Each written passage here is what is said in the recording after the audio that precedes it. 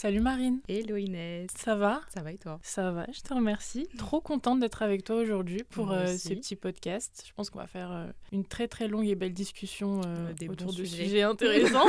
Des bons sujets. Écoute, je te propose qu'on se présente. C'est la première fois qu'on se réunit et qu'on fait Ouais. un podcast, donc autant se présenter direct. Dis-nous Je tout. commence. Vas-y. Donc moi c'est Marine.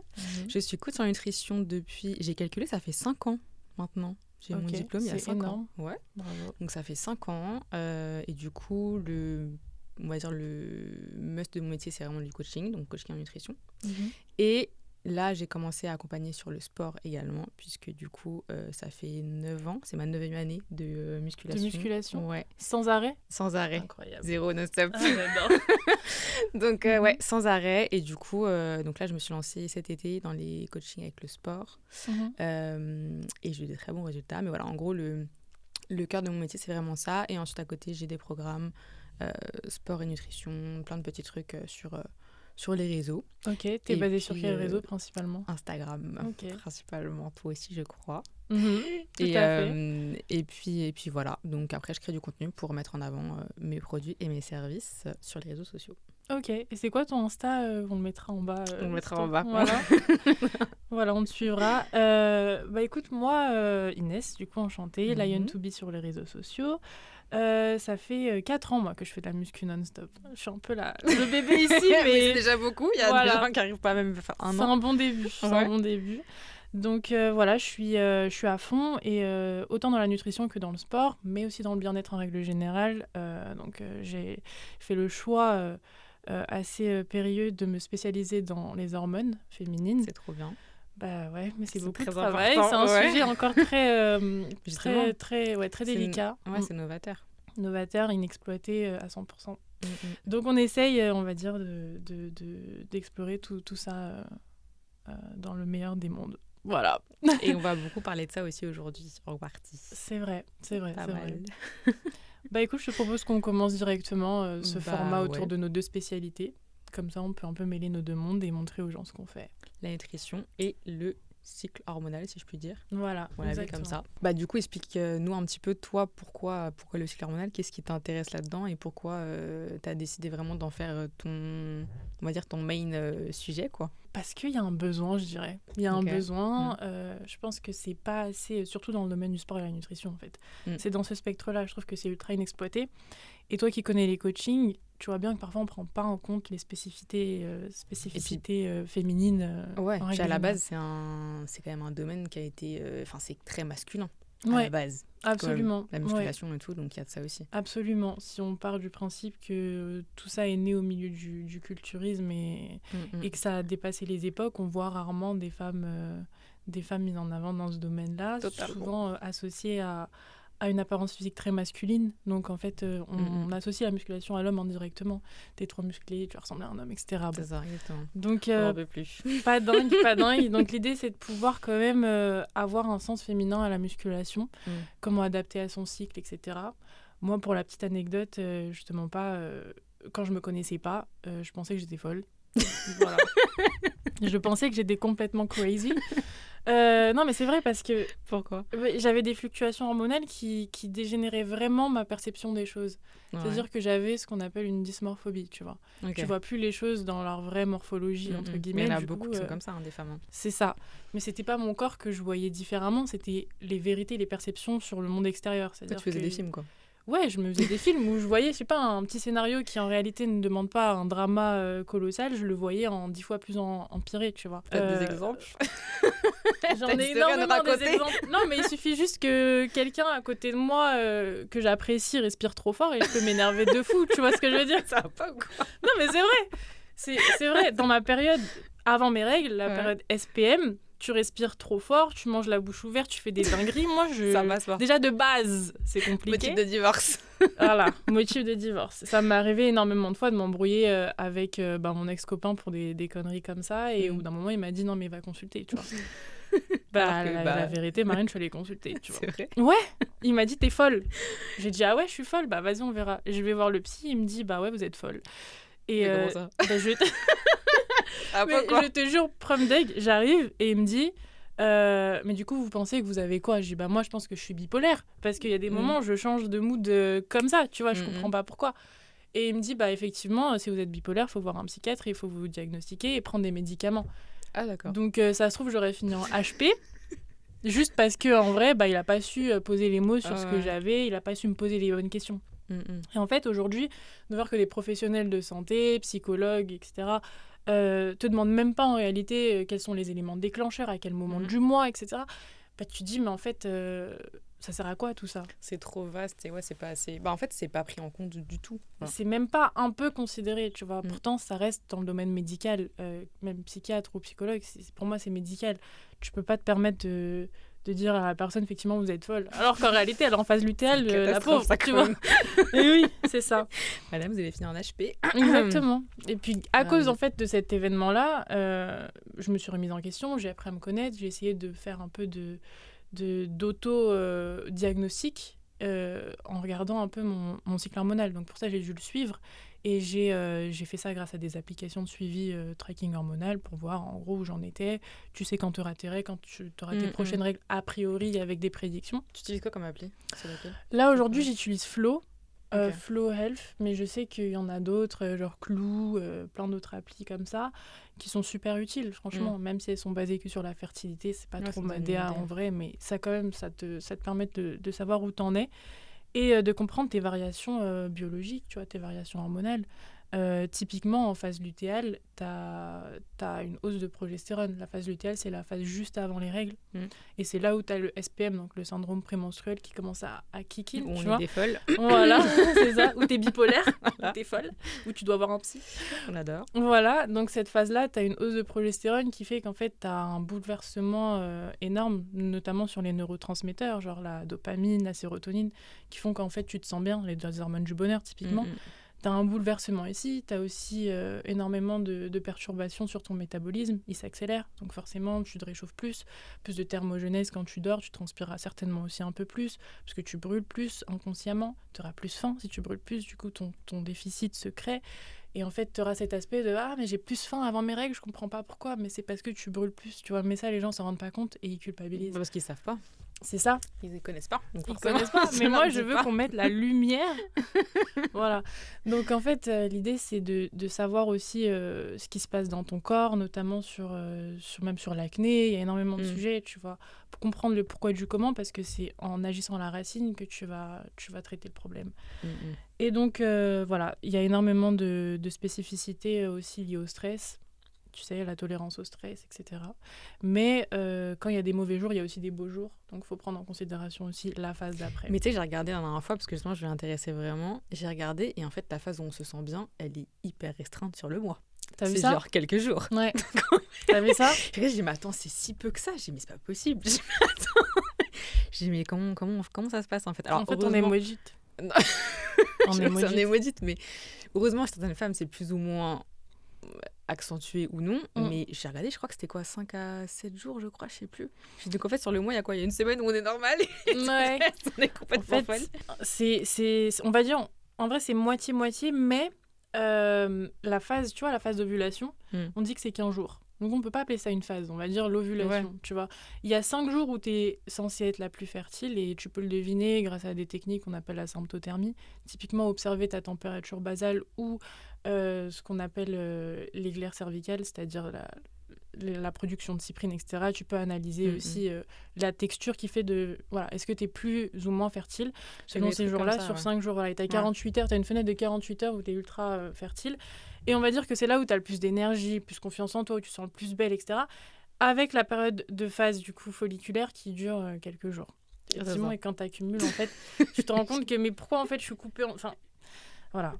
C'est ingrat. C'est ingrat. C'est ultra ingrat. C'est ultra ingrat. Mais tu sais, ce qui est plus ingrat encore, c'est que toutes les femmes ne le ressentent pas pareil. Ouais, c'est ça. Moi, je sais que moi, pour le coup, je ne ressens pas beaucoup. Et avant d'avoir connaissance de ça, je me disais, mais elle force, elle abuse. Arrête de... Tu vois, moi, j'ai trop mal, je peux pas aller au travail, par exemple, ou autre. Et moi, comme je vis pas ça comme ça... Toutes les femmes qui disent qu'elles peuvent pas aller au travail et tout à cause de leur règle, c'est des catastrophes. Mais tu vois, quand tu vis pas la chose... Alors, t'imagines les hommes T'imagines si eux, ils connaissent rien de tout ça, ils ont pas les sensations et tout, ils doivent nous prendre vraiment pour des folles. Ouais, non mais vraiment. Pour des fragiles. puis t'as celles qui prennent la pilule et qui ressentent plus du tout leur fluctuation et leur cycle, en pensant que c'est une solution, alors que ça peut être une bombe à retardement, tu vois. Ouais, et puis bon, moi la pilule, après j'ai un avis bien tranché là-dessus. T'en penses quoi, toi? J'en pense quoi? J'en pense que c'est une catastrophe, c'est un poison. Ouais. C'est un poison, clairement c'est un poison. Et quand tu l'arrêtes, tu découvres ton corps en fait. Tu te dis, mais en fait c'est comme ça. C'est comme ça que ça fonctionne. Ah ok. Et c'est un truc de fou. Même c'est c'est pas bon du tout. Non. C'était nous faire manger des hormones. Voilà. Alors même il y en a qui sont microdosées, mais ça change pas le problème. Et ça a été démontré, je crois. C'est cancérigène de ouf, c'est une catastrophe. Le cancer du sein, en fait c'est marrant parce qu'on va te faire des October Rose et tout en mode militons, soyons pour, etc. Mais d'un autre côté, quand on va la première chose en fait qu'on m'a dit, moi personnellement, que je suis allée voir un gynéco, c'est vous avez de l'acné, ok, prenez la pilule, j'avais 14 ans. C'est une catastrophe. Je veux dire, mais à quelle heure? Il y a d'autres... Non mais vraiment, alors aujourd'hui encore plus, mais c'est une catastrophe. Je vais rebondir sur la dernière phase dans laquelle moi je me sens... le mieux, et toutes les femmes sont censées se sentir le mieux, le plus créative, la plus performante, c'est la phase du coup folliculaire, où tu as du coup plus d'œstrogène que de progestérone, ça prend le dessus. C'est plus complexe que ça, parce qu'il y a 4 hormones, la LH, la FSH et l'œstrogène et la progestérone. On peut compter aussi les androgènes, l'hormone masculine type testostérone, mais chez la femme. Là où, en gros, tu performes le plus, c'est vraiment cette période-là avant ton ovulation. Et cette période-là, il faut en profiter pour faire un maximum de choses. Il faut en profiter pour se dépasser, pour essayer de... Et c'est là que j'en viens au cycle syncing, c'est-à-dire adapter ton style de vie par rapport à tes fluctuations hormonales, sans que ça soit non plus trop prédominant dans ton état d'esprit. Il ne faut pas que ce soit non plus... là, je suis en ovulation, ça veut dire qu'il n'y a absolument aucun monde où je serais démotivée. Non, tu peux être démotivée en ovulation, mais ça sera certainement différemment vécu qu'en... C'est pour ça que je pense qu'il faut bien l'expliquer, parce qu'il y a des femmes qui ça prend trop le dessus, et du coup, elles se conditionnent psychologiquement. Non, mais là, c'est ce cycle-là, alors je suis comme ça. Mais c'est normal si je suis ça devient placebo, carrément. Du coup, c'est n'importe quoi. Carrément. Et c'est hyper dur, justement, d'avoir la lucidité de se dire, ok, je suis comme ça. C'est peut-être parce que machin. Moi, je sais que quand j'ai plus envie de sucre, etc., je regarde, je me dis... Dans une semaine, j'ai une règle. Il y a moyen que ce soit ça. Ouais. Donc voilà. Mais... Tu peux faire le lien, ouais. Ouais, c'est ça. Mais je trouve que c'est pas bien de trop regarder non plus, parce qu'en fait, des fois, tu psychotes trop et faut en trouver un juste milieu, en fait. C'est ça qui est difficile. Ouais, c'est ultra compliqué, mais il y a des moyens aujourd'hui de s'en sortir, c'est d'être averti. Donc de s'auto-analyser, de... là, tu t'imites. Ouais, c'est vrai je travaille sur un projet... très important à ce sujet-là, et donc l'idée c'est de pouvoir permettre aux femmes de pouvoir s'auto-analyser mais adapter leur style de vie par rapport à leurs hormones. Tu nous parles du projet ou c'est secret encore? Non, pas maintenant. Okay, on va garder les choses un peu secrètes encore. J'en parlerai bientôt. Bon, et du coup, est-ce que tu peux nous dire les erreurs en fait à ne pas faire, tout simplement, parce que je pense qu'il y en a qu'on connaît. Ouais. Mais peut-être qu'il y en a il y a des femmes qui les font encore. Donc, décris-nous un petit peu comment ça se passe et comment s'en sortir. Comment survivre. Très bonne question. C'est vrai qu'il y a des trucs à faire et des trucs à ne absolument pas faire. Surtout de ne pas faire, je pense. Ouais, et je pense que tu vas être d'accord avec moi sur celle-là, mais typiquement, se peser. Horrible. En phase lutéale. En SPM, non. Ouais, non, mais catastrophe. Non. Après, moi, j'ai le poids et la balance... Pour moi, je déconseille. T'as ton avis là-dessus? Je déconseille, mais c'est une complètement catastrophe. En tant que coach, sachant que tu fais des suivis, comment tu... Si, je prends le poids, mais je mesure beaucoup plus l'évolution physique à des mesures et des photos que le poids. Ouais. Le poids avec les fluctuations hormonales, tu peux pas. C'est impossible. C'est impossible. Mais tu peux carrément, mais je suis tellement d'accord. Et tu vois, j'avais une discussion avec quelqu'un la dernière fois, elle me disait, le médecin m'a dit qu'il fallait me peser. J'ai dit, mais le problème, c'est que les médecins... Alors, je peux pas mettre à dos les médecins, mais les médecins, aujourd'hui, ils ont des formations qui datent de... il y a très longtemps. Et en fait, et puis surtout à une époque, les femmes ne faisaient pas autant de sport. Aujourd'hui, on a une masse musculaire qu'on n'avait pas avant. On n'est pas composé de la même manière. Vrai. Et du coup, une femme qui fait du sport, son poids, il évolue pas pareil non plus. Ouais. Donc, et en plus, tu rajoutes à ça le cycle hormonal, mais on est foutu. Ouais, mais vraiment, la balance, tellement, on est foutu. Donc, non, clairement, ne pas se peser. Ouais. Je pense que c'est la pire erreur. Déjà, on est plus fragile mentalement. On a une tolérance au stress qui est différente par rapport aux autres phases, généralement à cause de nos fluctuations, de nos neurotransmetteurs, etc. Mais si tu rajoutes à ça le fait que potentiellement on prend en eau, Mais en fait, c'est biaisé. On sera plus gonflé, on le sait, on le voit devant le miroir. Et donc, toi, la première chose que tu fais, c'est jump sur la balance. Tu vas te déprimer, en fait. On montre gonflé, tiens, on va regarder ce que ça donne. Oula, non. Combien de kilos j'ai pris? Ouais, mais dans 3 semaines, tu les perds, en fait, tes kilos là que t'as pris, parce que c'est de la flotte, tu vois. Et les gens ne s'en rendent pas, enfin, les femmes, généralement, ne s'en rendent pas réellement compte. Donc, c'est bien de se rendre compte que le poids, puis même quand on commence la muscu, le poids, c'est une valeur qui est un peu différente par rapport à quand on fait pas du tout de muscu. Notamment parce qu'on le sait, le gras pèse moins lourd que le muscle, en fait. Puis même, on n'est plus dans cette optique de poids comme avant, quoi. Avant, les régimes, les trucs, les machins, c'était que ça. Oui, perdre tant de kilos. Alors aujourd'hui, on s'en sert encore parce que mine de rien, ça parle toujours autant aux gens. Dire oui, tu vas perdre 5 kilos, etc. Ça fait rêver les gens. Une montée des balances connectées, des valeurs... Ouais, voilà, parce que la masse grasse, etc. Alors qu'en vrai, c'est pas non plus hyper fiable non plus. Mais bon, ça, c'est un autre sujet. Et dans les erreurs, t'en as d'autres? Ouais, typiquement, l'erreur que moi, je pense, j'ai le plus faite, c'est d'abandonner. Ouais. Abandonner ce qui met autour de moi. J'ai vu que ça faisait l'objet d'une trend TikTok parce qu'il y a plein de femmes qui disent moi je comprends pas pourquoi chaque mois je quitte mon mec, mais moi je faisais pareil. Chaque mois je quittais mon ex, mais genre vraiment voilà, c'est ça votre problème, ça nous envoie en psychiatrie. Non mais c'est trop drôle. Non mais c'est vrai, totalement. Chaque mois il avait le droit à un round de ouais je pense que de toute façon toi et moi on n'est pas compatibles et tout ça pour qu'au final 2 semaines après je suis mais non je pensais pas ce que je disais, c'était pas vraiment. Il faut savoir ce que tu veux, ma belle. Au bout d'un moment, il faut se décider, tu vois ce que je veux dire. Clairement. Et donc, je le rendais ouf. Et c'est vrai, parce qu'en fait, on a tendance à vouloir vite... En fait, on a une tolérance, justement, à l'adversité qui est beaucoup moins élevée qu'en règle générale. Dès qu'il y a du conflit, dès qu'il y a quelque chose, on se replie, on abandonne. Ouais. Mais tout ce qui te tient à cœur au maximum, c'est pas sur un petit truc. C'est un énorme projet. Tu te dis, mais est-ce que ça en vaut vraiment le coup? Tu remets en question la valeur, l'amour que tu portes à cette chose-là. Dysmorphobie, tu vois. Typiquement, la réalité n'est pas c'est pas représentatif de ce que tu penses réellement. Donc j'ai envie de te dire, est-ce que tu as 2 personnalités? Non. Il faut comprendre juste que ton corps, lui, parle pour toi. Et tu peux réguler, en fait, ces choses-là. C'est-à-dire que quand tu te sens dans cette phase-là de down absolu, c'est aussi parce que t'as pas pré-shot le fait que finalement, c'est peut-être dû à des carences. Tu vois, psychologiquement, tu as une carence. Carence de quoi? De sérotonine, de dopamine. Pourquoi? À cause de l'hormone de la progestérone qui augmente. Mais comment combler ça? Comment réguler ça? Aujourd'hui, on le sait que, par exemple, le sport, ça apporte aussi énormément de bonheur, tu vois, sur la fin, à cause de l'endorphine, etc. On peut compenser par des choses comme ça. De la bonne nourriture, des bons micronutriments, des choses qui, initialement, sont faites pour contrebalancer cet effet-là de dysmorphobie. Donc, à ne pas faire, prendre des décisions trop brutales, typiquement. Voilà, c'est un no-go. Il y a aussi le fait de, tu sais, le métabolisme accélère dans cette phase-là, donc ne pas se priver, ne pas croire qu'en fait, manger un truc, genre un peu plus de chocolat que d'habitude, c'est la fin du monde, ça veut dire que t'as craqué, que ton coach va te crier dessus, qu'il faut pas que tu sois fier de toi, que... Tu vois, tout ça, voilà, c'est des choses que les gens ne savent pas parce qu'elles ne comprennent pas qu'elles sont dans cette phase de demande. Exemple très pertinent que j'ai remarqué, et je trouve que la nature est extrêmement bien faite à ce niveau-là. Généralement, on a besoin de plus de magnésium, tu vois, pendant la période d'SPM, même pendant les débuts des règles. Et notre corps, alors il y a énormément de femmes qui disent, moi je ne sais pas pourquoi j'ai tout le temps envie de chocolat, ou j'ai un craving de chocolat, peut-être pas tous les mois, mais certains mois, et qui te dit que c'est pas finalement parce que ton corps est en baisse de magnésium qu'il est en train de te dire je veux du chocolat. Mais ça a été prouvé en plus, ça, que le corps il demande ce dont il a besoin. C'est pas juste des envies comme ça, c'est genre, je sais pas, t'as envie de... J'ai pas d'exemple concret comme le chocolat, mais t'as envie de quelque chose vraiment d'un aliment précis, tu sais que c'est parce que ton corps en a besoin, que t'as une carence quelque part. Et ça a du sens. Alors bien évidemment, si tu me dis les Pringles ou genre des chips ou n'importe quoi, non, effectivement. Mais des aliments vraiment bruts, du coup, ça a du sens. Absolument. Ouais. Mais c'est pas trop beau. En vrai, non, mais je trouve ça beau. C'est des moments trop beaux. C'est trop beau. Moi, je suis fan du corps humain, c'est trop beau. Non, c'est vrai. C'est vrai que le corps humain est extrêmement bien fait et on a tendance à de moins en moins l'écouter. Enfin, on y revient un petit peu plus maintenant, mais pendant plein d'années, on l'écoutait plus. Et c'est vrai qu'en fait, quand tu l'écoutes, tu peux faire de très belles choses. Tu découvres des choses, ouais. Mais avant, je comprenais pas les gens qui disaient soyez à l'écoute de votre corps et tout. Oui, ça fait un peu très... C'est quoi ces chamans? Ils veulent quoi? Ça fait un peu secte, genre. Ouais, mais avec le recul, tu grandis, tu captes un peu. Tu comprends ce qu'il y en a, effectivement. Ce que je dirais aussi à ne pas faire, c'est...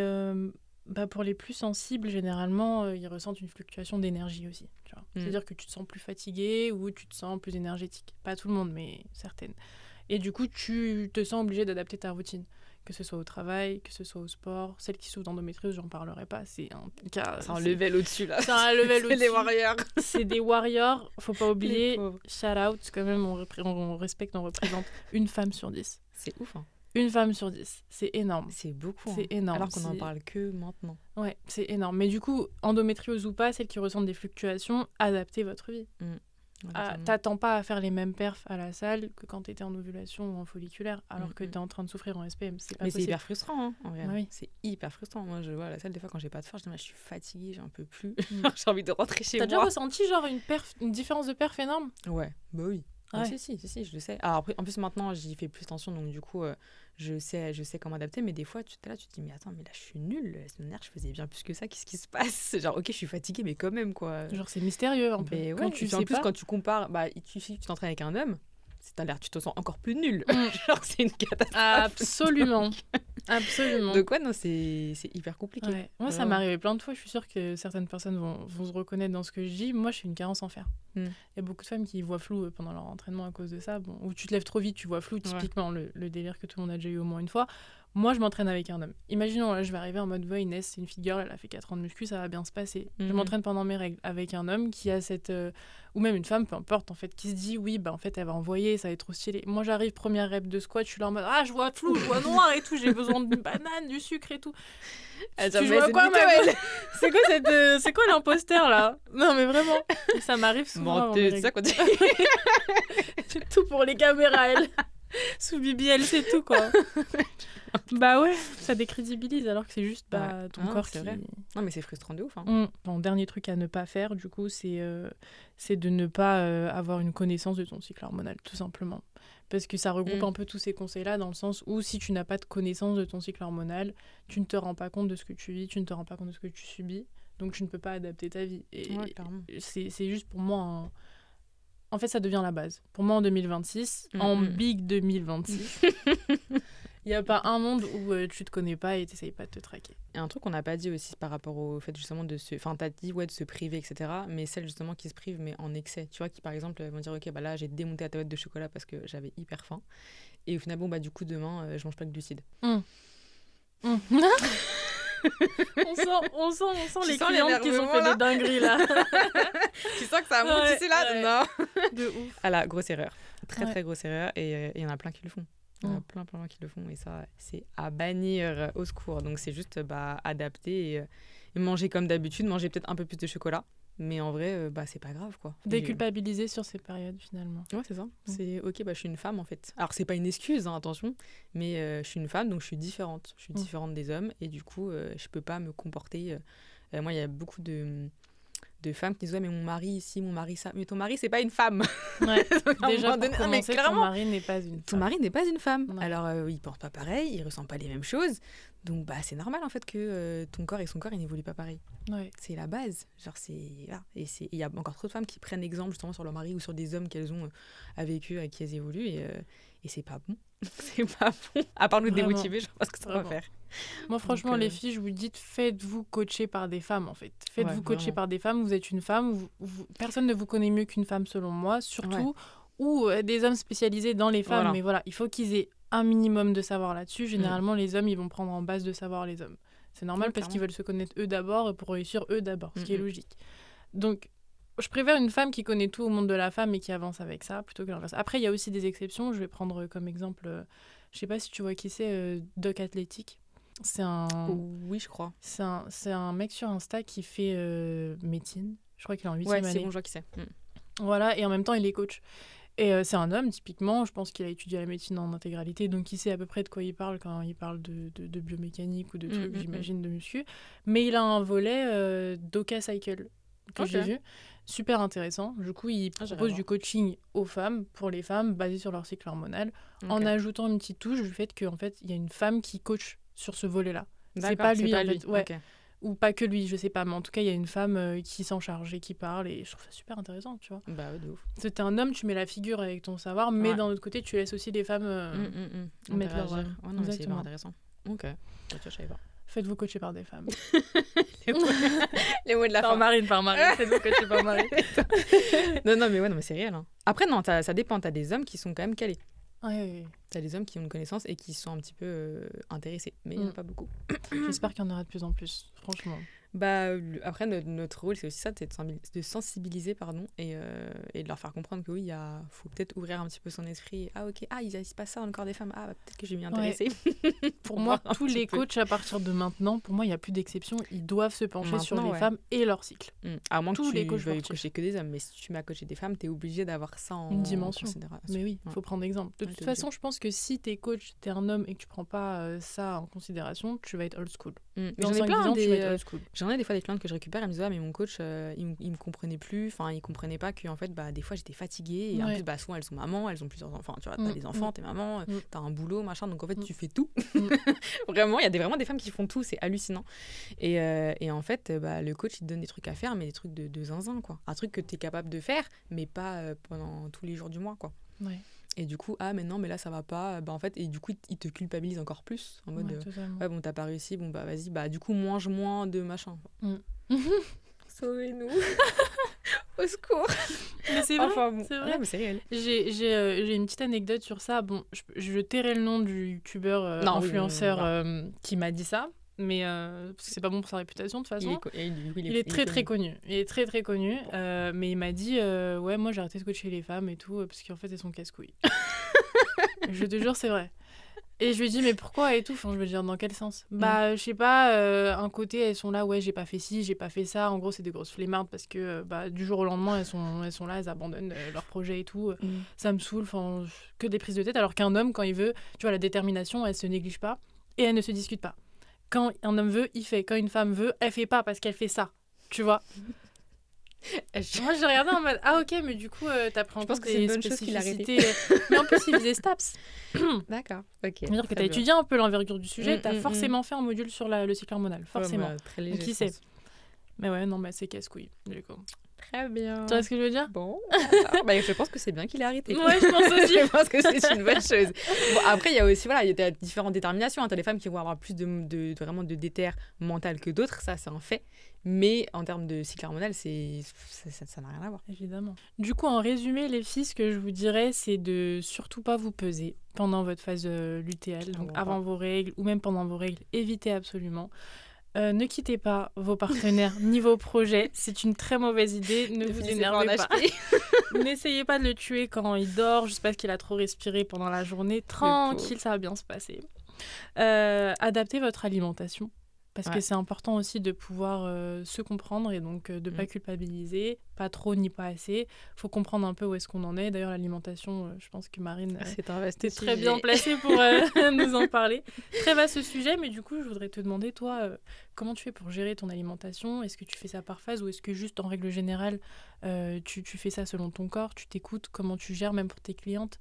C'est quoi tout ton scope En vrai, je m'écoute. Alors moi, pour mon corps, je m'écoute. Et pour mes clientes aussi, je leur dis de s'écouter. Mais je pense que le plus gros conseil, c'est vraiment, en fait, c'est de faire preuve d'organisation. À mon sens, moi, c'est ce qui m'a sauvée, entre guillemets, et c'est ce qui sauve pas mal de monde. Mais c'est vraiment d'essayer de s'écouter tout en étant organisé. Et même si, ok, on sort un petit peu de la trame de temps en temps, c'est pas grave, c'est ça l'alimentation saine, en fin de compte. C'est par exemple, les meal prep. On connaît. On connaît les meal prep. On adore les meal prep. On adore les meal prep, c'est incroyable. Si par exemple tu prépares tes repas en avance, c'est un gain de temps, d'argent, de tout ce que tu veux. Ça te permet déjà d'être hyper carré sur ton alimentation, donc de manger vraiment les bonnes quantités, de pas être là en galère, tu rentres le soir, t'as pas préparé à manger, t'es en PLS, tu commandes sur Uber Eats ou autre, voilà. Moi je suis d'accord avec toi. Donc, mais il y a tellement de gens qui n'arrivent pas à savoir comment faire. Qu'est-ce que tu donnerais comme conseil pour pouvoir bien réussir ces meal prep? En vrai, c'est de pas faire compliqué. Alors, on peut avoir tendance à voir sur les réseaux, et je suis la première à les faire, des vidéos hyper, machin, ça donne super envie, il y a plein de trucs, c'est coloré, c'est trop beau, c'est trop bien. Grave. Oui, c'est bien, mais c'est vrai que si on s'y connaît pas, si on n'en a jamais fait, ne pas chercher à faire ça, parce qu'en fait, c'est se décourager dès le début, quoi. Genre, ça n'a aucun sens. Donc, pas chercher la perfection dès le départ. Non, quoi. Mais c'est comme dans tout, dans le sport, dans tout ce qu'on peut entreprendre dans la vie, c'est ne pas chercher à faire parfait, mais faire un petit peu et sur le long terme. C'est ça qui est le plus important, en vrai. Okay. Et en vérité, je pense que le mieux, quand vraiment on a la flemme de faire le meal prep et qu'on n'a pas envie, c'est de faire du batch cooking. Batch cooking, c'est, pour ceux qui ne connaissent pas la différence, meal prep, c'est vraiment préparer dans un plat toutes ces quantités. Le plat est déjà prêt, on le sort et on le réchauffe, on le mange. Ouais. Et le meal prep, c'est vraiment faire un tupperware par aliment. Par exemple, je vais faire un tupperware de brocoli, un tupperware de poulet, un tupperware de riz. J'ai pris les pires aliments. Ça donne pas super envie là. Comparé à tes vidéos on va et changer. Ok, on va changer. Alors, je vais prendre un tupperware de aubergine au miel et au cumin. Ok, Voilà. sexy, j'adore. Tupperware de... Non, quinoa, ils aiment pas ça. Non. Bon, bref, des pâtes, ok. Et Ok. tupperware de, je sais pas, viande de bœuf avec sauce soja. Bref, J'adore quand tu me parles comme ça. c'est sexy. J'adore. Donc, et l'idée, c'est d'avoir vraiment ce tupperware-là et de composer son assiette avec. Et je pense que quand t'as pas...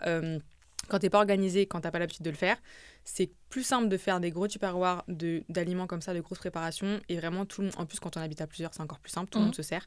Parce que le meal prep, quand t'es une famille de 4, t'as envie de te pendre, c'est pas possible. Surtout si t'es seule à le faire, c'est impossible. Vraiment, t'as envie de te pendre. Donc l'idée, c'est vraiment batch cooking. Je pense que c'est la meilleure solution pour commencer. Ouais. Et ça permet vraiment déjà de gagner du temps sur ta semaine. Enfin, là, t'as les enfants, enfin, je prends l'exemple des enfants parce que moi, j'ai plein de clientes qui ont des enfants. Donc, je vois un petit peu leur quotidien. Et franchement, chapeau à elles parce que elles font des trucs de fou. Enfin, elles ont des journées à rallonge. Mais du coup, à l'alimentation, elles se rendent compte qu'en fait, si elles sont pas organisées là-dedans, elles n'y arrivent pas. C'est impossible. C'est impossible d'y arriver si t'es pas vraiment carré là-dessus. Moi, typiquement, j'ai fait aussi un peu de meal prep et tout, et je trouvais ça tellement pratique, ça m'économisait énormément de temps. Et surtout, ça m'a permis d'avoir des gains de malade. Genre, ma meilleure période, c'est la période où j'ai contrôlé et tout. Au début, tu pèses, et puis après, ça devient juste naturel pour toi de savoir quelle quantité mettre, parce que tes yeux, c'est ta mesure. Finalement, ça devient super naturel, et j'adore. Maintenant, à chaque fois, on me dit, mais je pense que pour toi aussi, mais comment tu fais, du coup, pour trouver le temps de faire tout ça ? Tu le fais quel jour ? Et tu le conserves combien de temps ? Et ça va plus être frais ? Est-ce que c'est encore bon ? Moi, j'aime manger frais. C'est la plus grande question, ça. Eh oui. Est-ce que tu fais ça un jour pour toute la semaine, ou est-ce que tu cuisines le soir pour manger le midi ? Tu fais comment ? En fait, t'as plein de méthodes différentes. Faut trouver ta méthode à toi. T'en as qui vont faire, comme moi, qui vont faire 5 jours d'affilée, qui préparent tout. Par exemple, moi, je fais ça le lundi, mais la plupart des gens font ça le dimanche. Ouais. Tu prépares tout le dimanche. Et ensuite, t'en gardes une partie au frigo, 3-4 jours grand max. Okay. Et les plats que tu vas manger après, tu vas les congeler. Donc, tu congèles pas n'importe quoi. Et comment tu congèles ça ? Tu mets ton plat. Le tube dans le congélateur ? Ouais, quand tu vas chez Picard, tu t'achètes bien des plats préparés tout simples. Grave. Tu vois, le riz, les pâtes. Ah, mais le riz, les pâtes, ça se congèle ? Bien sûr. Donc, sans problème. Donc, tu congèles. Ou alors, tu as ceux qui font 3 jours. Donc, l'avantage, c'est que tu congèles rien et tu as tes plats frais. Mais du coup, il faut trouver 2 crimes dans la semaine pour le faire. Et sinon, tu as ceux qui font, qui préparent le repas le soir. Mais ça, du coup, il faut quand même avoir la déterre. Et qui préparent leur portion, du coup, du lendemain midi. Ça, il y a plein de gens qui font ça. Et on va dire que peut-être pour commencer, c'est mieux. En fait, on va dire step by step, c'est peut-être préparer le soir pour la veille, pour le lendemain, pardon. Et ensuite, préparer peut-être 3, et ensuite passer à une semaine, pourquoi pas. Mais je pense qu'il n'y a pas d'organisation parfaite. C'est selon toi. C'est selon ton... Enfin, on n'a pas tous le même planning, on n'a pas... Là, il y en a qui n'ont pas d'enfants, enfin... Donc, c'est trouver ton organisation et t'y fier. Mais par contre, un truc hyper important, c'est être persévérante, du coup. C'est-à-dire pas lâcher, c'est ça ? Ouais, parce qu'il y en a plein qui disent « Ah, j'ai essayé, mais du coup, non, c'est bon, c'était trop long, j'ai arrêté. » Bah ouais, mais trouve une autre technique, cherche, essaie de voir. Enfin, il y a personne qui est hyper bon du premier coup. Quand t'as commencé à la salle de sport, t'étais nul, en fait. On était tous, tu vois. Donc, l'idée, c'est que t'essayes. Ok, bon, je me suis foirée là-dessus, j'ai pas bien fait. Bon, je vais recommencer, je vais faire différemment. Si je fais ça, machin. Et les personnes qui arrivent, c'est celles qui en ont fait 3-4 fois, elles se sont loupées. Mais au final, elles y arrivent. Et c'est ça le plus important, ouais. Ok. Il y a que comme ça que tu peux vraiment réussir à performer dans un domaine en soi. Trop utile. Mais honnêtement, oui, en termes de performance, même... Après, ça dépend de l'objectif, perte de poids, gain de muscle, etc. Peu importe. Je trouve que dans toutes les directions où tu vas aller, un meal prep, c'est excellent. Ou un schéma d'avoir un meal prep, c'est excellent. Si tu vis en communauté, que tu n'as pas le choix, que c'est tes parents qui cuisinent et que tu n'as pas le droit d'avoir la cuisine, etc., les choses peuvent se comprendre. Mais quelqu'un qui habite seul et qui a la liberté de cuisiner ce qu'il veut, aujourd'hui, je suis désolée, c'est une excuse de dire ouais, je peux pas, j'ai la flemme, j'ai pas le temps, j'ai pas envie. J'ai pas le temps, je pense que c'est la pire excuse. C'est une énorme excuse. Je pense que c'est la pire excuse. On a le temps, on a tous Netflix, le même temps. 4h dimanche, tu peux, hein, puis mais le scroll 2 sur heures. Instagram. Voilà. Et il y a plein de gens qui disent ouais, mais du coup, c'est compliqué, moi je suis pas dans la cuisine et tout. Mais qui t'empêche ? En fait, tu sais faire du riz. Tout le monde sait faire du riz, ou tu sais faire des pâtes, tu vois ce que je veux dire ? Voilà. Au bout d'un moment, tu peux juste faire une grosse quantité, diviser en plusieurs barquettes, faire le... Ok, ce sera redondant au début, jusqu'à temps que tu sois assez convaincu pour varier un peu les sauces, puis varier un peu les sources de glucides. Ça prend un rien de temps. Un jour, on m'a dit, non, t'as mis combien de temps ? J'ai mis 1h30, parce que j'ai voulu faire le même plat tout le temps. Tu vois, ouais, mais du coup, plus simple. Ultra simple. 1 heure, 1h30, c'est plié, j'ai toute ma semaine. Tu vois, donc au bout d'un moment... Mais après, tu connais les gens, ils veulent tout et rien en même temps. Donc, ah oui, non, moi, j'aime bien quand c'est varié. Ok, bah du coup, cuisine, mais accepte de passer un peu plus de temps. C'est ça. Mais il faut savoir ce que tu veux. C'est soit tu veux être organisé et tu vas avoir une bonne alimentation et t'y tenir sur la semaine, et bah c'est ta priorité numéro 1, c'est ça. Et manger la même chose tous les jours, bon bah c'est un peu chiant, mais peut-être qu'au début je vais m'habituer et ensuite je vais performer, je vais être meilleure et du coup bah je diversifierai un petit peu quoi. Mais du coup toi Marine, j'ai une question un peu pour toi par rapport à tes quantités, parce que les meal prep c'est bien à faire, mais en termes de quantité, faut les connaître. Ouais. Toi qui aujourd'hui as le plus gros boule de France, je suppose que c'est pas que la pizza. Tu fais comment en termes de protéines? Comment tu calcules tout ça? Comment je calcule? Bah après c'est la formule basique que tout le monde connaît. Alors ça dépend de ton niveau d'activité physique et de principalement de ça.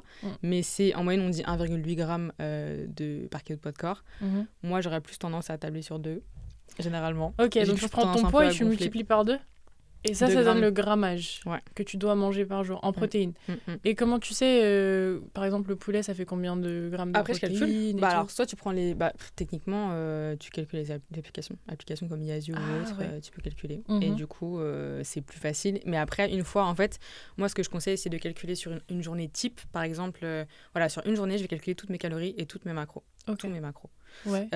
Donc je sais et je fais avec des éléments basiques, par exemple je vais encore leur sortir du poulet, du riz, des brocolis, bref on s'en fout. Mais du coup vraiment tu composes ton assiette du midi, du soir, tu composes ton petit déj, tu vois à peu près les calories et comment c'est réparti. Une fois que tu as ta trame, du coup, tu vas venir en fait remplacer un peu les aliments. Par exemple, tu sais que 150 grammes de poulet cuit, et du coup, le poisson blanc, tu vas prendre un petit peu plus, le saumon un petit peu moins. Tu varies en fonction des calories, mais on n'est pas non plus au gramme près, et voilà, on ne prépare pas des compétitions de body. On est là, voilà, on veut manger sainement, on veut manger selon ses besoins. Donc, faut pas non plus, les gens ont tendance à trop se prendre la tête. Tu vois, ils vont manger un cookie. Ah, attends, c'est combien de calories? Il faut que je déduise de mon repas du soir. On souffle en fait. Flemme. Mais donc voilà. Sachant qu'au début on est obligé de peser tous nos aliments pour savoir à peu près ce qu'on fait, où est-ce qu'on va. Est-ce qu'il n'y a pas un risque de développement des TCA après ça? Justement, c'est pour ça que je dis qu'il ne faut pas être là au gramme près.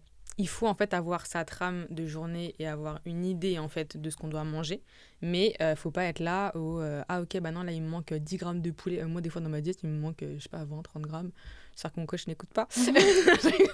Mais du coup non voilà en soi faut garder ça en fait. L'alimentation ça doit rester un plaisir, on doit prendre du plaisir à manger. Ok on le fait pour être en bonne santé, pour atteindre ses objectifs, c'est important, mais on le fait quand même ça pour se nourrir. Le besoin premier c'est se nourrir, c'est pouvoir survivre, et faut pas non plus trop se prendre la tête. Et c'est vrai que des fois on a tendance à psychoter en fait trop, et c'est là où se créent justement des troubles du comportement alimentaire. Carrément. Et où les femmes en fait elles sont tellement omnibilées par ça, et elles ont l'impression que non faut absolument faut avoir tant de grammes de protéines sinon n'atteindrait pas mon objectif. Non, mais je pense que la plus grosse erreur que font les femmes aujourd'hui quand elles veulent atteindre un objectif, c'est de ne pas être patiente. C'est la plus grosse erreur.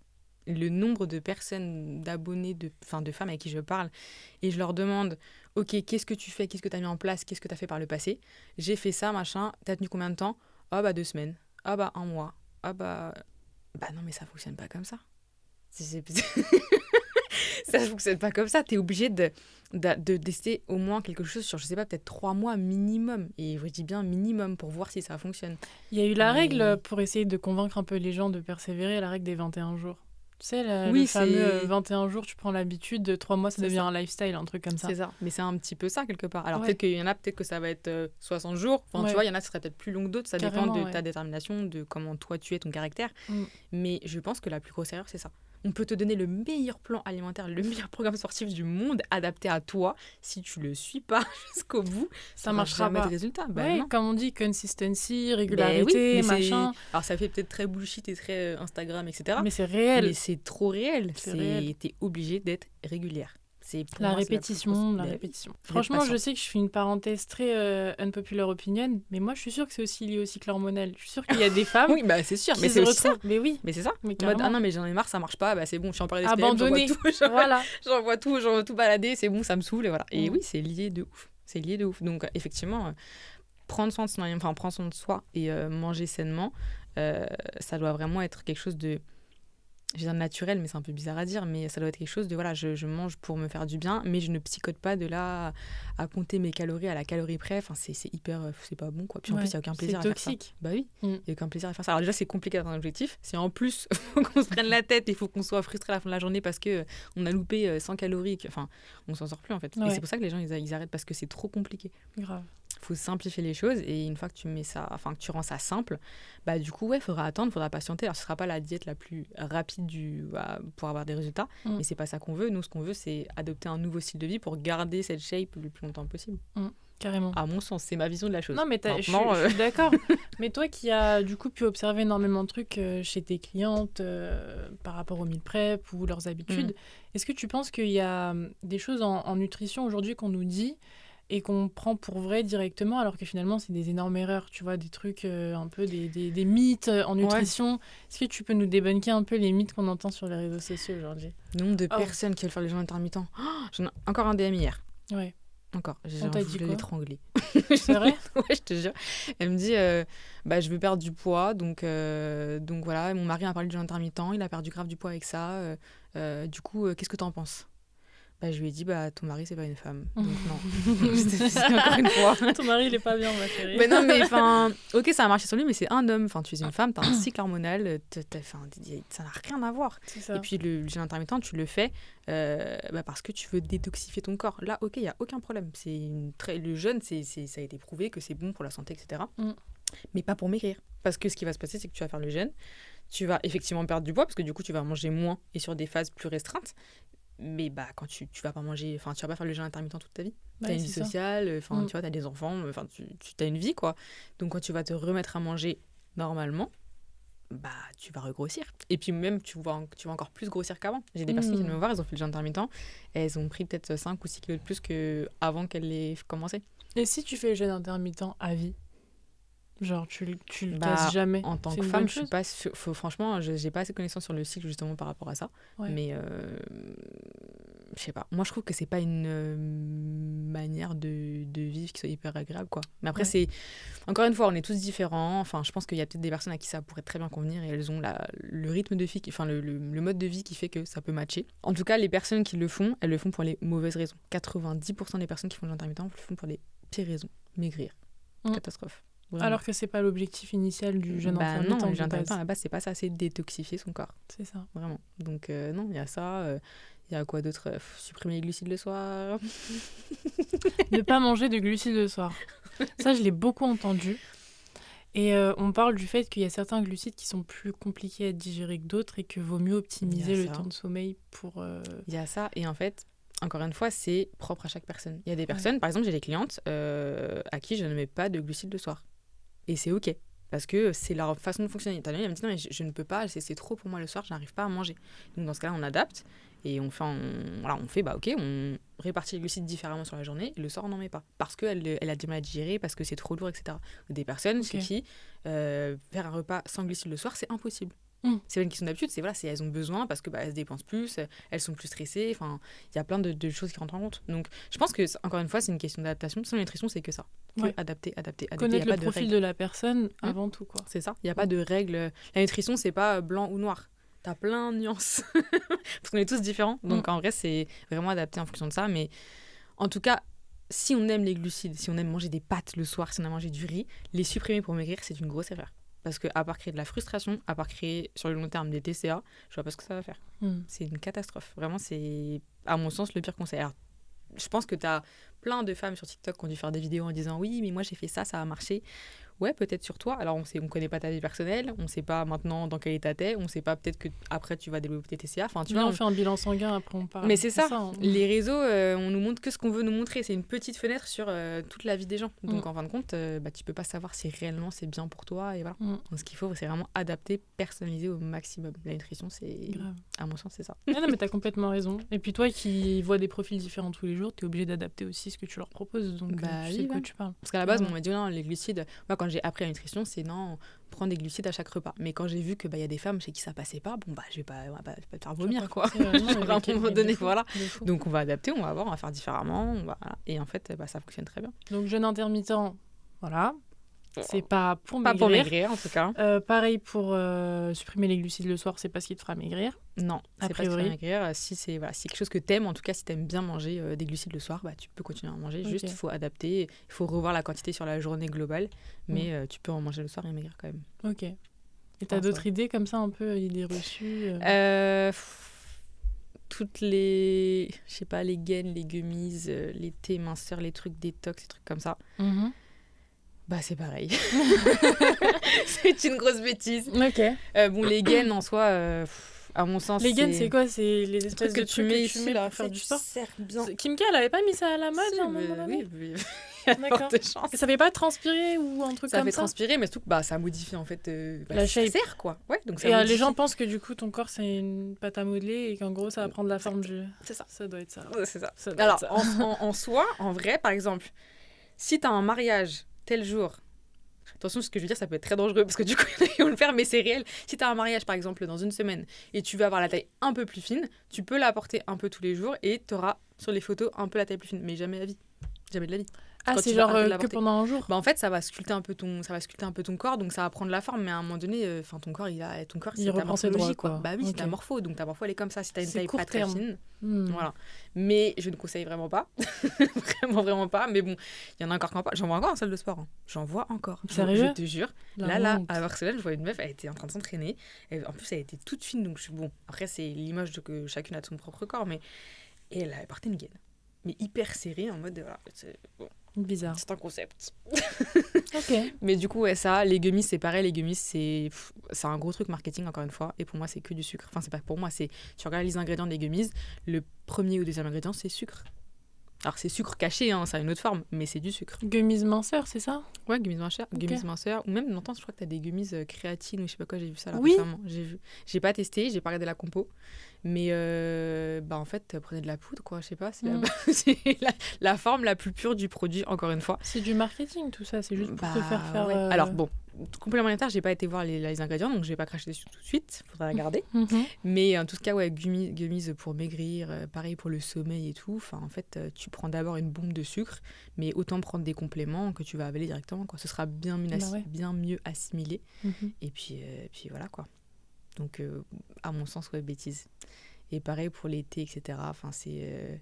Il y a beaucoup de compléments et de choses qu'on va venir amener dans ton alimentation et on va te faire croire que ça fonctionne alors qu'en fait, ça t'amène juste de meilleures habitudes. Exemple, quelque chose à boire, du coup, un thé, par exemple, du coup, tu vas avoir plus d'eau. Donc, sur le long terme, si tu bois plus d'eau tous les jours, forcément, tu vas aider ton corps à perdre du gras. Pour le thé? Pour le thé. Et encore. Ça, j'ai mon idée dessus. Ouais. Le thé n'est pas censé hydrater. Non, alors oui, il déshydrate, donc oui. t'imagines. Mais tu prends quand même un peu plus d'eau, mais oui, du coup, ça déshydrate, effectivement. Ouais. Donc ça te fait, mais techniquement, ça te fait encore plus boire aussi par la suite. Ouais. Mais j'ai des femmes qui boivent que du thé. Pas d'eau. Pas d'eau. Que du thé. Une fois, je lui dis, tu bois combien de litres par jour? Ah je bois 2 litres. Ah mais trop bien, génial et tout. Du coup, ça va, machin. Elle me dit, oui, j'adore une tisane de thé, enfin une tasse de thé à chaque repas. J'ai dit, mais du coup, l'eau, elle est où? Elle me dit, non, je bois que du thé. Madame, ça va. Du thé minceur ou du thé normal? Non, du thé normal. Ok. Mais du coup, non, c'est pas bon, quoi. C'est archi pas bon. Donc ouais, non, c'est, encore une fois, à mon sens, c'est du marketing. Et comme le marché du fitness, je pense qu'à 80%, c'est que du marketing. Sur plein de choses. Et on se fait avoir comme des moutons. Il suffit d'avoir un bon porte-parole et un bon discours et ça part, quoi. T'as une bonne shape sur les réseaux sociaux, t'as une bonne shape, tu dis n'importe quoi, tout passe. Vérifiez les sources, les gars. Vérifiez, c'est ça qu'il faut faire. Faut vérifier si on vous dit un truc, creuser, regardez la liste des ingrédients. Parfois, c'est naturel, c'est rassurant. Parfois, ils se cachent des trucs et... Je vois les queues de cerises dont tu parlais, là, j'ai vu il y a pas longtemps, t'as fait une vidéo dessus, une story. Queues de cerises, c'est hyper bon. Ouais. Moi, j'ai acheté 2,5 kg de cerises. Voilà. Pour t'as dû en pas passer par... Oui. C'est hyper cher, par contre. Hein. Ouais, quand j'avais une promo. Seul, ça coûte cher. J'avais une super promo. Mais ça fonctionne, les queues de cerises, c'est naturel et ça fonctionne, par exemple. D'ailleurs, fais-nous un petit... les queues de cerises, ça sert à quoi, typiquement? C'est pas justement pour faire perdre l'eau. Enfin, la rétention d'eau, etc., c'est hyper bon. Mais c'est pour aider le corps à drainer en soi. Et si vraiment c'est fait de manière assidue, et c'est pareil, c'est pas si on le prend un jour sur deux, si on fait vraiment une vraie cure, c'est hyper efficace. Donc les queues de cerises pour retirer la rétention d'eau. Et tu conseilles de prendre ça combien de fois? La fréquence? Moi, à l'époque où j'en prenais, je me faisais une sorte de grande... de grandes thermos. Ouais. Je faisais peut-être 1 litre. Et du coup, je le faisais le soir parce que moi, j'avais bien la barre froide parce que je faisais ça l'été. Ouais. Et du coup, je le buvais en mode comme de l'esti, quoi. Mais après, si tu fais ça l'hiver, tu fais réchauffer. Mais en soi, tu le bois comment, toi? Moi, je fais comme toi, je mets tout en bouteille, je le mets au frigo et je fais un verre le matin, un verre le soir. Voilà. Et ça, j'essaie de le tenir pendant au moins 2 semaines. Au moins 2 semaines. Et ça, je le fais vraiment quand je ressens que mon corps stocke énormément d'eau, j'ai besoin de dibloter même. Parfois, t'as la puffy face le matin, tu te dis, il se passe un truc, c'est pas normal. Même en SPM, il y a un truc qui cloche. Fais des infusions de queue de cerise. Je pense qu'il n'y a pas mieux. Il y a d'autres conseils, du genre boire aussi plus, tout court, qui peut t'aider en rétention d'eau. Prendre moins de sel, et encore, ça dépend, parce que le sel aussi a une utilité. Mais la queue de cerise, je pense que c'est déjà quand t'as une bonne hygiène de vie. Tu vois, quand t'as plein de facteurs qui sont déjà optimisés, parce qu'en soi, boire des queues de cerise, mais du coup, à côté, tu manges hyper gras, hyper sucré, hyper salé, enfin tout ce que tu veux, du coup, ça pas d'utilité, ça marchera pas. Non. Très bien de le mentionner, c'est vrai, c'est pas un miracle, c'est pas un produit miracle. Mais c'est comme tous les compléments alimentaires. Ouais. Que tu vas prendre, tu peux prendre les meilleurs compléments alimentaires. Si à côté, t'as une hygiène de vie, désolée, mais hygiène de vie de merde, vraiment, ça va pas fonctionner. C'est vrai. Et tu n'auras pas de résultat. Et ça, les gens, ils ont tendance à l'oublier que voilà, c'est d'abord l'hygiène de vie, c'est d'abord je crée un cadre où je vais pouvoir avoir des résultats. Et ensuite, après, je viens ramener des compléments, des choses qui vont améliorer. Mais c'est pas le complément, c'est pas de la magie, quoi. Et toi, en tant que coach nutrition, l'ashwagandha pour perdre du poids, t'en penses quoi? Pour perdre du poids, moi, je dirais non. Non? Moi, je dirais non. T'en penses quoi tout court de l'ashwagandha? C'est une plante adaptogène, donc en soi, ça a des bienfaits. Mais en soi, tout ce qui est... Enfin, moi, je le conseille plus pour le stress, par exemple. Tu vois, les personnes qui sont stressées, anxieuses, etc., ça peut être bien. Pour perdre du poids, j'ai pas lu assez d'études dessus, donc je te cache pas que moi, je le conseille pas forcément parce que j'ai pas de connaissances dessus, assez approfondies, on va dire. Mais pour moi, c'est plus pour vraiment les personnes qui sont stressées. Okay. Après, ça a été reconnu pour justement... faire augmenter justement la capacité sportive, etc., les performances. L'endurance, ouais, carrément. Ouais. Mais encore une fois, t'as ton avis là-dessus? Tu me dis si t'es d'accord avec moi, mais du coup, le stress, c'est un facteur qui fait que tu perds plus ou moins rapidement de poids. Enfin, tu vois, genre le cortisol, l'hormone du stress en tel quel, elle peut être un facteur bloquant sur la transformation physique, que ce soit gain de muscle ou perte de gras. De gras, je précise, parce que poids, gras, bon, t'as compris. Donc, moi, je dirais pas que c'est miracle. Encore une fois, comme tu as dit, si tu as une mauvaise hygiène de vie, en fait, tu t'attendras à rien. Mais je pense que pour les gens qui ont tendance à stresser, être anxieux, à mal dormir, ça peut être un plus. Moi, perso, je m'en passe pas. Genre, j'ai des compléments alimentaires, je peux pas m'en passer. Je sais pas, c'est quoi tes must? T'en as Moi, l'indispensable, c'est... Après, pour moi, c'est vitamine D, oméga 3 et magnésium. Pour moi, c'est les 3 indispensables. Et après, le magnésium, il rejoint un peu justement les bienfaits de l'ashwagandha pour justement le sommeil, le stress, etc. Ouais, mais pour moi, c'est vraiment les 3 indispensables. Après, moi, je rajoute des choses, mais c'est purement personnel. Je mets de l'acide hyaluronique pour la peau. Ouais. Parce que je peux pas prendre de collagène. Non. Ok, pourquoi tu peux pas prendre de collagène? Parce que j'ai fait une épilation laser et en fait, alors j'ai plein d'avis différents d'ailleurs dessus. On me dit non, le collagène, ça fait pas faire la repousse des poils, etc. Alors qu'en vrai, si, parce que je l'ai testé 3 fois et à 3 reprises, j'étais obligée de repayer mes séances d'épilation laser. Ah d'accord, ok. J'en ai un petit peu marre si tu veux. Okay. Donc pour la pousse de cheveux, du coup, le collagène, on valide. Du coup, on valide fort. Alors du coup, ça vous fera pas pousser des poils de 20 cm, mais du coup, quand vous les avez retirés, du coup, ça réactive la pousse un petit peu. Donc du coup, je ne peux pas prendre de collagène à cause de ça. Donc je pars plus sur l'acide hyaluronique. Ok. Justement. Donc voilà, donc c'est oméga 3, vitamine D, j'ai dit quoi, magnésium et acide hyaluronique et de l'ubiquinol CoQ10 pour les antioxydants par rapport aux sportifs. Pardon. Ok, je connaissais pas du tout. Antioxydants, tu sais, quand tu fais du sport, du coup, tu crées de l'inflammation dans ton corps et du coup, tu libères du stress oxydatif, pardon.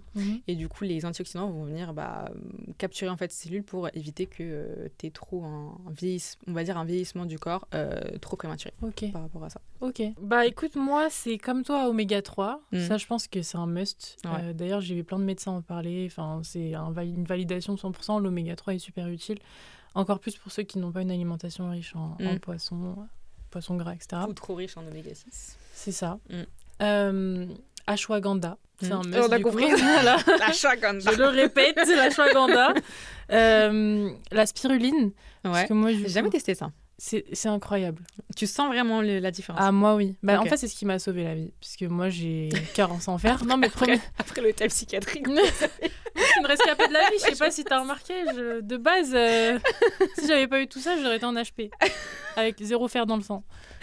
Du coup, la spiruline, parce que ça me permet de pratiquer mon sport, tout simplement, rehausser tout ça.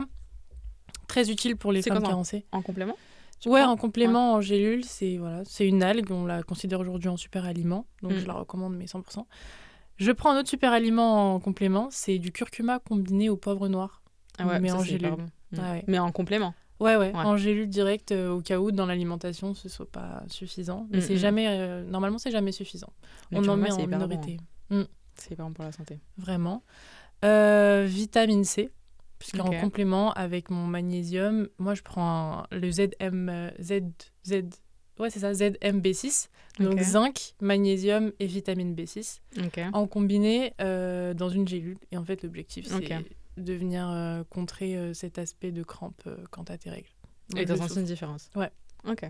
Énorme. Énorme. Genre vraiment, en tant que femme, de toute façon, toi, tu prends magnésium.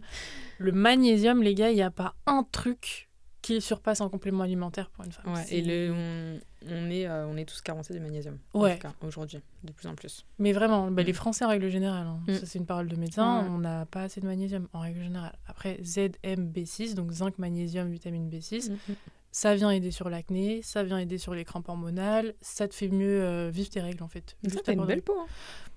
Non mais non mais c'est réel. S'il y a bien un truc dont je complexe ici, frérot. C'est vrai. Bah oui.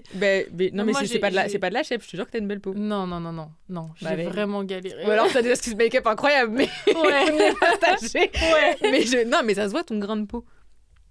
Je souffre énormément d'acné, moi. Ah ouais ? Ouais. Eh ben écoute, le magnésium, ça fonctionne. Merci. Mais c'est réel. Très galère. Parce que moi, j'ai des taches, l'acné, ça te laisse aussi des cicatrices et tout. Si t'as pas une bonne routine aujourd'hui. Oui, non, mais clairement, c'est relou. Qu'est-ce qui me reste ? Je sais que je prends d'autres trucs. Oméga 3, ZMB6, ashwagandha et vitamine C. Ouais, bah voilà, globalement, c'est ça. Vitamine C qui vient en fait faire une meilleure absorption du zinc. Mais il y a plein de compléments qui marchent en synergie combiné. Comme ça. En synergie, et je sens qu'il est très intéressant à regarder parce que ça augmente vraiment l'assimilation. C'est ça, exactement, l'assimilation. Une autre erreur que les femmes font et que beaucoup font, c'est je vais perdre du poids, je vais perdre du gras, je supprime le sucre et le gras. Ouais. Sauf que le sucre ajouté, oui.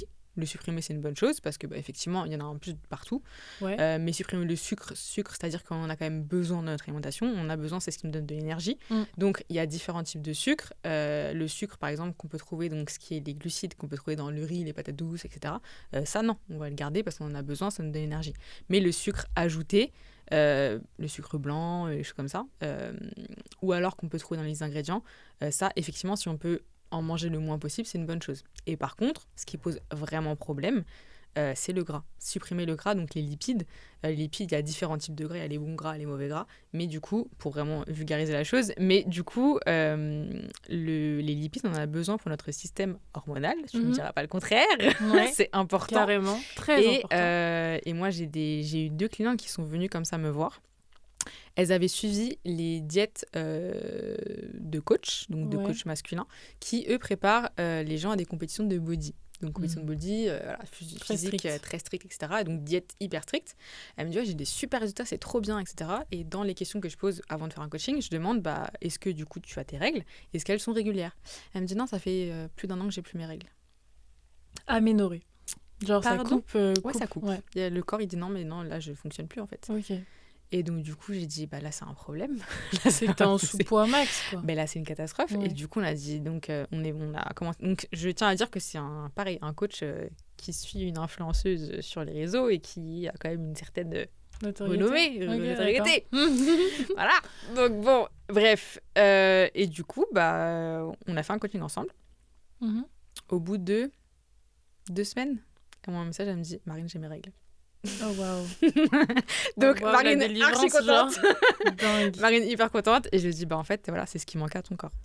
Et voilà, et c'est juste ne pas être trop strict l'alimentation. Encore une fois, c'est un équilibre et faut pas tout couper ou être hyper extrémiste. Ouais, voilà, être dans l'extrême en fait dans les choses, c'est vraiment garder une certaine balance entre toutes les choses, tous les éléments et construire en fait son alimentation autour de ça.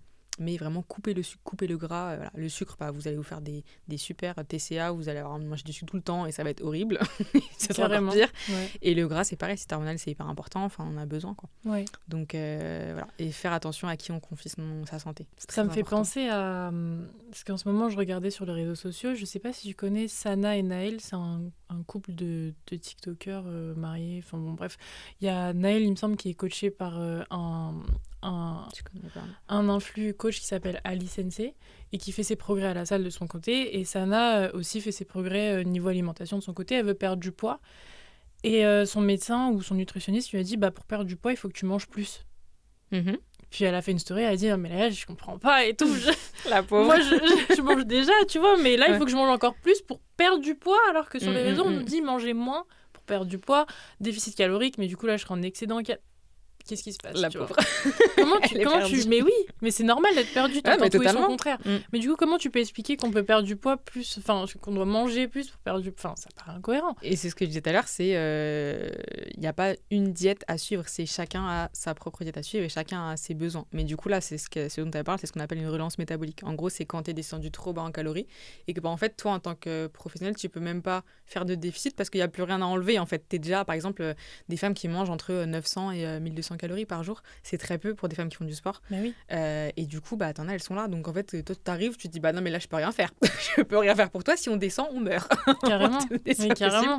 Donc du coup, ce qu'il faut, c'est réaugmenter, mais par palier. Donc ça se fait de manière très progressive. Et là, pour le coup, il faut être hyper patiente parce qu'en fait, il va falloir remonter les calories en ajustant les macros. Et une fois qu'on arrive à un certain seuil, normalement, on est censé arriver au métabolisme de base. Donc là, c'est vraiment les calories minimum pour que ton corps fonctionne au repos. Vraiment, c'est le minimum dont tu as besoin chaque jour. Et une fois que tu arrives à ce palier-là, du coup, tu peux redescendre, mais du coup, en ajustant mieux les macros qu'avant, et redescendre un tout petit peu pour créer un déficit. Mais encore une fois, il ne faut pas aller trop bas. Et c'est pour ça que tu as des personnes, quand tu les prends en coaching, quand elles sont trop basses en calories, tu les fais manger plus. Donc au début, peut-être qu'elles vont être un petit peu ballonnées parce que le l'estomac, il n'a plus l'habitude. Mais en fait, ça va relancer la machine. Ton corps va se dire, ok, donc là, pendant 6 mois, c'était la famine, j'ai cru que j'allais mourir. Et du coup, ton corps, ce qu'il fait, c'est que, en fait, c'est l'effet inverse. Au lieu de fonctionner, de brûler des calories de manière normale, lui, ce qui se passe, c'est qu'il se dit, ok, là, c'est la famine, c'est chaud, les gars, on arrête tout, on fonctionne au ralenti parce qu'en fait, on n'a pas assez d'énergie pour fonctionner. Donc, le gras qu'elle va nous donner, les calories, on va les stocker parce qu'on en a besoin, nous. Donc, on stocke du gras, du coup. Et ce qui se passe, c'est quand on relance la machine, donc quand on remonte les calories un petit peu, le corps se dit, ok, là, c'est bon, on a suffisamment, ça, on n'en a plus besoin, donc on peut s'en débarrasser, en fait. On peut supprimer, se débarrasser de ce gras-là, par exemple. Et là, du coup, le corps commence à changer. Et en fait, quand on mange plus, du coup, on perd du gras. Ok, c'est tout un cheminement technique, mais en fait, c'est ça. Ton corps a besoin de trouver son équilibre. C'est ça, mais par contre, faut pas... Ça, pour le coup, la relance métabolique, il faut la faire vraiment avec des personnes qui s'y connaissent. Faut pas le faire tout seul. Faut être suivi. Bah oui, tu peux pas faire ça. Enfin, t'imagines, en fait, il y a plein de gens qui pensent avoir des bonnes connaissances en nutrition, mais qui n'en ont pas, ou alors qu'ils ont des connaissances un peu erronées ou un petit peu à côté de la plaque. Et du coup, en fait, quand tu veux faire ton propre suivi ou que tu veux faire ton suivi avec ChatGPT... C'est compliqué, ça. Quoi? C'est pas cauchemar. Arrête. J'ai vu des gens perdre énormément avec ChatGPT. Alors, encore une fois, c'est pareil. Ça peut fonctionner pour certaines personnes, mais ça peut être la pire chose à faire pour d'autres. Okay. Et encore une fois, si t'as pas les connaissances nécessaires pour savoir si ok, ça c'est bien pour moi ou c'est pas bien pour moi, tu vas suivre ce que ChatGPT te dit, bien que ChatGPT, il y a plein d'erreurs par rapport à ça. En fait, tu vas soit saboter ton métabolisme, soit du coup, ça va fonctionner parce que t'es dans la moyenne et t'as pas de problèmes hormonaux, t'es bien, enfin tu vois, t'as pas un métabolisme de base qui est trop bas, t'es bien en calories. Et là, dans ce cas-là, ok, tout fonctionne bien, t'avais juste besoin de rééquilibrer un peu ton alimentation et là, ça va fonctionner. Est-ce que tu penses que si on parle de ChatGPT, vu qu'énormément de gens commencent à l'utiliser aujourd'hui, que ce soit pour la nutrition ou pour, que sais-je, les programmes sportifs, comment est-ce que tu penses qu'on devrait prompter cet outil-là pour en faire un allié et pas un ennemi pour nos progressions ? Je pense qu'il faut donner... En fait, il faut tout donner. Il faut donner toutes les informations. Il faut lui dire, 100 grammes de poulet, ça fait tant de calories, tant de macros, il faut tout rentrer. En fait, il faut régénérer, reformater toute la machine. Ah, il faut lui apprendre des choses ? Bah oui, parce que lui, il va se baser sur ce qu'il connaît, mais ça se trouve, ce qu'il connaît, il l'a pris d'un truc où c'est faux. Il a pris ça sur un site où il n'y a pas les bonnes infos. C'est vrai qu'il y a encore une marge d'erreur importante aujourd'hui. Et puis en plus, il se nourrit aussi de nos conversations à nous. Ouais. Donc si moi, je suis une coach en carton et puis que je dis à ChatGPT que bah voilà, j'ai fait une diète à ma cliente, elle a perdu du poids, les macros c'était ça. Lui dans sa machine, alors je suis pas une pro en IA, donc je ne sais pas si vraiment ça fonctionne comme ça, mais d'après ce que j'ai compris, s'il se nourrit de toutes les conversations, bah du coup en fait il prend des conneries un peu partout quoi. Donc c'est hyper important. Il a ses sources web plus les sources machine learning quoi. D'après ce que j'ai compris. Donc du coup si déjà les sources web elles sont pas bonnes, bah toi en fait tu vas croire ce qu'il dit, sauf que bah t'as pas vérifié les sources, tu sais pas d'où ça vient. Enfin si il te met les sources, mais du coup bah tout ça emmêlé les uns aux autres, bah en fait t'as pas forcément les bonnes infos. Donc le meilleur moyen je pense d'utiliser ChatGPT, c'est vraiment de tout lui donner, de donner vraiment toi tes sources, en tout cas les sources que tu as vérifiées. Tu dis voilà, et moi je suis comme ça, j'ai tel profil, je te dis n'importe quoi, j'ai... alors on va pas mettre les pathologies là-dedans parce que sinon on s'en sort plus, mais voilà, j'ai tel profil, je suis une femme de tant, j'ai telle activité physique, et puis à côté de ça, tu lui rends toutes les infos. Même pareil sur les calculs, des fois les formules de calcul qu'il a, elles sont pas bonnes. Tu vois, quand voilà, calcule-moi le nombre de calories, bah quand tu compares, des fois c'est pas la même chose. Alors, il y a pas une grosse marge d'erreur, mais je crois qu'une fois ça s'est quand même à 200 calories. 200 calories dans une diète, ça fait la diff. Donc ChatGPT à prendre avec des pincettes et vraiment vérifier les infos. Et le problème c'est que les gens aujourd'hui, ils veulent plus vérifier parce qu'ils ont la flemme. On a tous la flemme, hein, en vrai. On est dans une ère où voilà, on veut que ça aille vite et on veut voir les infos vite. Sauf que bah, c'est comme ça que tu te trompes. Surtout que là, on parle de santé. C'est pas, voilà, c'est pas je vais reprendre ma chambre, donne-moi des idées. Enfin, tu vois, c'est je vais perdre du gras, je vais faire des changements qui vont impacter ma santé. Mais moi, je pense qu'effectivement, il faut tout renseigner, mais il faut aussi renseigner ses spécificités personnelles. Comme tu as dit, il faut parler de mais évidemment qu'il faut parler des pathologies que mais pathologie, non. Moi, à mon sens, quand tu as une pathologie, tu ne passes pas par ChatGPT. C'est trop dangereux. Oui, bien sûr, c'est quand vrai. Tu as du SOPK ou tu as, enfin, je sais rien, tu vois, vraiment du diabète ou autre, tu passes pas par ChatGPT. Je sais, mais c'est dans un monde idéal, tu vois ce que je veux dire. Idéal. Aujourd'hui, à mon avis, c'est dur de... faut se faire suivre. Faut se faire suivre, mais aujourd'hui, ça c'est mon opinion, parfois ChatGPT connaît plus de choses qu'un gynécologue traditionnel. Aussi. Il va peut-être t'orienter vers des trucs, tu vois, par exemple, malheureusement. Aujourd'hui. Mais tu as un SOPK, tu es plus résistante à l'insuline, exemple, tu dois manger des aliments avec un indice glycémique plus bas que les autres personnes. Tu dis ça à un gynéco-nutritionniste, à tout moment, il me dit « ouais, ok, d'accord ». Enfin, c'est pas ce qui compte, tu vois ce que je veux dire ? Il peut se passer des déséquilibres d'informations au point où tu sais plus trop où donner de la tête. Est-ce que tu dois faire confiance à un robot ou à un professionnel de santé ? Ouais, c'est ça. Tu sais même plus. C'est pour ça que le meilleur moyen, c'est d'aller chercher ses sources et ça prend plus de temps. Ouais, c'est chiant, c'est relou, ça fait... Ouais. Mais t'es sûr, au moins t'es sûr d'où ça vient et t'es sûr que là, une fois que t'as tout rentré dans l'algorithme, normalement l'algorithme est censé mélanger tout ça et te sortir une réponse qui est fiable. Et des fois, tu sais que, ça c'est anecdote, mais avec ma sœur, on disait, mais on avait essayé un truc et tu demandes un truc à ChatGPT, il te répond et tu lui dis, t'es sûr de toi ? Et il dit, ah non, finalement, je me suis trompée. Ouais, ça arrive à tout le monde. Mais qu'est-ce que c'est que ça ? Donc en fait, je vois que tu lui parles, il faut demander, t'es sûr de toi ? Genre, t'es certain de ta réponse ? Donc ça prouve que voilà, il y a une grosse marge d'erreur et c'est compliqué. En tout cas, quand ça touche à la santé, moi, je trouve que c'est hyper délicat. Il faut vraiment faire attention, vraiment prendre avec des pincettes et il faut demander d'autres avis et ne pas tout remettre entre les mains de ChatGPT. Ouais, surtout que lui, il est formaté plus pour flatter ton ego et aller dans ton sens que l'inverse. Mais la dernière fois, j'ai utilisé un prompt comme ça, mais ça n'a rien à voir avec le sujet, mais c'est un prompt que tu mettais et tu disais, voilà, à partir de maintenant, tu ne vas plus dans mon sens, machin, et en fait, tu formatais... tu l'as back prompt, tu voilà, l'as mis en... exactement, ouais, et tu lui dis, en fait, non, je veux plus que tu sois gentil avec moi, je veux que vraiment que tu me donnes la vérité, machin, enfin, c'est un truc que j'avais trouvé, et je l'ai balancé, et franchement, il était dur, hein. Il a commencé à être dur. Ouais, il était méchant, quand même. Il t'a clashé direct. Mais quoi ? Il m'a dit, ouais, alors par contre, on va parler de ça, bon, bah, tu fais de la merde. Ok, bon, allez, doucement quand même. Mais moi, il me fait trop rire. Depuis que j'ai fait ça, toutes les phrases, ils commencent par « Ok, Inès, je vais être cash avec toi. Je veux juste demander, il faut mettre combien de cuillères de farine pour faire mon banana bread. Je vais être cash avec toi. Pas de bullshit. Dire les choses. Pas de... D'accord, frérot, tranquille. Non, mais c'est ça, voilà. Ouais, ça me fait rire. C'est assez drôle. Mais bon, du coup, voilà. Donc, la santé avec l'IA... J'ai pas envie de dire oui, parce que le oui, il serait trop déformé, mais avec des nuances, quoi. Ouais, mais moi, ce qui me fait vite fait peur quand même dans ce sujet-là, et je pense que c'est ultra important de se rendre compte, c'est qu'en le nourrissant de données, on le fait grossir. On fait grossir un truc inconnu, on sait pas où ça va, et tu lui donnes tes infos perso, il peut en faire tout et n'importe quoi. Aussi. Il a une énorme base de données de combien il y a de gens qui souffrent des SOPK dans le monde maintenant. Très clairement. Enfin, c'est dingue. Et je sais pas ce qu'ils font avec, mais quoi qu'il en soit, faut être vigilant, quoi. Faut d'abord faire confiance à l'humain avant le robot. Sachant qu'il y a des humains aujourd'hui qui font leur programme avec ChatGPT. On